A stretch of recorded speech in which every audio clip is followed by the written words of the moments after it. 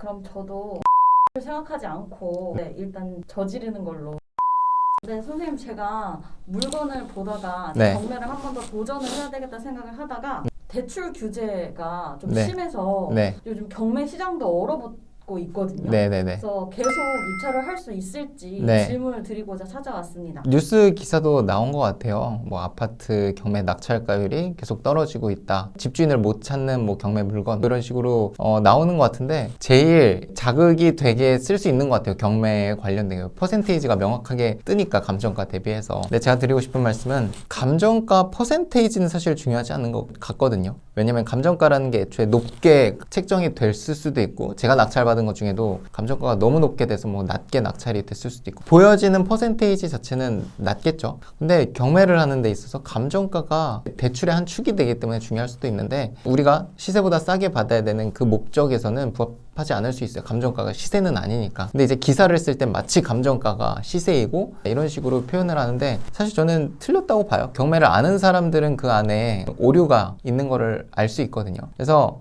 확실히 작년 말쯤보다는 분위기가 꺾인 거는 맞는 것 같아요. 그렇기 때문에 낙찰되는 그 낙찰가율 퍼센테이지가 낮아졌죠. 항상 우리는 시세 대비해서 얼마나 싸게 받아갔냐 이거를 봐야 되지 낙찰가율 이거 자체는 크게 의미는 없는 것 같아요. 그리고 방금 말씀드린 대로 약간은 정책이기 때문에 오히려 경매는 더 기회입니다. 왜냐면 작년 말 같은 경우에는 아파트 같은 경우 대표적으로 들어오면은 거의 시세에 준하게 받아갔거든요. 근데 지금 같은 경우는 굳이 경매장에 안 들어와도 일반 매물로도 얼마든지 협상이 가능하기 때문에 사람들이 굳이 경매 안 들어오고 일반 시중에 나와 있는 매물로 가격 협상을 해요, 집주인이랑. 그리고 집주인이 분위기가 급한 상황이 됐기 때문에 협상이 되고 그걸로 가격을 깎지 굳이 경매로 안 들어온다는 얘기예요. 그러면 경매장에서 오히려 기회가 있을 수 있다고 말씀을 드리고 싶어요. 왜냐면 시세만큼 받아가는 사람들이 이탈을 해버렸으니까 오히려 싸게 받아가는 물건들이 지금 많이 생겼거든요. 그래서 저도 아파트 낙찰되는 거 수도권 내에서는 좀 보는데 시세 1억 싸게 받아가고 물론 대출 규제나 이런 것 때문에 돈이 없으신 분은 진입하기가 좀 어렵고 그리고 돈이 있으신 분들 중에 시세만큼 받아갈 분들은 이탈이 됐기 때문에 우리끼리만의 어떻게 보면 기회의 장이 열렸다라고 볼 수도 있을 것 같아요. 다만 이제 수도권 내 규제 지역 내 아파트라면 가격대가 높을 거고 그러면 잔금을 처리할 만한 능력 그리고 돈이 있으셔야겠죠.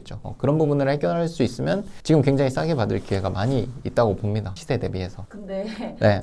저는 잔금 치를 여력이 안 될 수 있잖아요. 네. 그랬을 때 이 대출 문제, 네. 잔금 치를 문제에 대해서 어떤 방법으로 해결할 수 있을까요? 많은 분들이 생각하는 게 대출을 생각하는데 지금 정부에서는 주거용 아파트, 빌라 뭐 이런 주거용 시설들에 대한 담보대출을 지금 굉장히 제한을 하고 있죠. DSR 규제를 포함해서. 근데 방법이 있긴 하지만 이게 편한 방법들은 아니에요. 담보대출이 사실 가장 안전한 거고 그 뒤에 뭐 3금융권, P2P 뭐 이런 고금리 대출들도 있거든요. 다만 이거는 신용도에 영향을 주기 때문에 신중을 해야 되고 저는 초보자분들한테 이거를 바로 써라 이런 말을 드리기보다는 처음에는 자기 할 수 있는 작은 물건들 돈이 있으신 분은 좀 크고 안전한 걸 보셔도 되고 그런 걸 해보시고 이게 정말 되는구나를 느끼신 다음에는 저 같은 사람은 이제 P2P나 이런 것도 보거든요. 왜냐면 P2P를 뭐 내가 1년, 2년 이상 그걸 끼고 있으면 금리가 높기 때문에 부담이 되겠지만 예를 들어서 낙찰 받고 잔금 내고 바로 전세 세팅해서 갚아버리면 이게 P2P 뭐 20% 이렇게 되더라도 대출이자 한 달만 내면은 끝이거든요. 물론 중도 상환은 또 별도로 계산을 해봐야 되지만 그리고 신용도에도 영향이 가지만 근데 내가 돈 뭐 1,000만 원, 2,000만 원 그 이상 벌 수 있으면 사실 신용도는 회복할 수 있는 부분이기 때문에 금전적으로 손해를 보는 건 아니거든요. 다만 이걸 받고 나서 신용도가 떨어졌는데 다음 대출을 또 바로 받아야 될 게 있으면 영향이 있을 수는 있겠죠. 신용도가 하락한 상태니까. 제가 지난 영상에서 말씀드린 대출 외에 또 전세 레버리지를 활용한다던가 근데 전세 레버리지를 활용하는 건 경매에서는 안 됩니다. 왜냐면 전세금을 받기 전에 내 소유권을 이전해야 되고 그러려면 잔금을 내놓은 상태여야 되기 때문에 이 레버리지는 불가하지만 여러분들이 경매가 아니라 뭐 지방에 아파트를 어제 계약금을 넣고 왔거든요.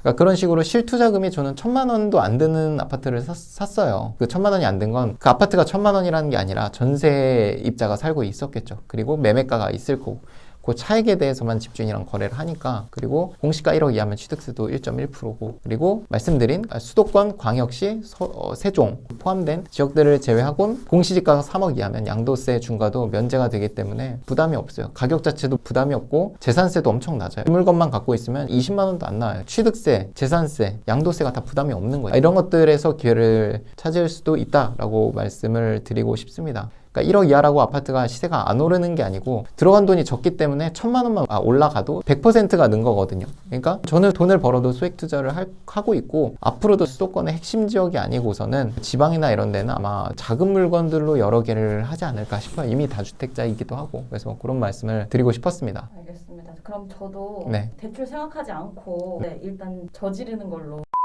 네. 실행하는 걸로 하도록 저지르더라도 이렇게 네. 이런 내용들을 알고 그리고 한 사이클을 지금 돌리시는 중이니까 그게 마무리가 되면 이제 배우는 게 되게 많을 거예요. 계약서 쓰고 이 돈을 입금 받으면 깨닫는 게 생기거든요. 아, 이게 정말 되는구나. 그게 진짜 큰 것 같아요. 그 확신이 있으면 내가 리스크를 테이킹 할 수 있게 돼요. 근데 아무것도 모르는 상태에서 리스크 테이킹 하려고 하면 그거는 도박이고 대부분의 사람들은 못 하죠. 이게 확신이 없으니까. 그 확신을 갖는 게 설명으로는 어렵고 해봐야 되는 게 그래서 중요한 것 같아요. 알겠습니다. 그럼 네. 저도 공부 많이 해서 실행하도록 하겠습니다. 감사합니다. 감사합니다. 네.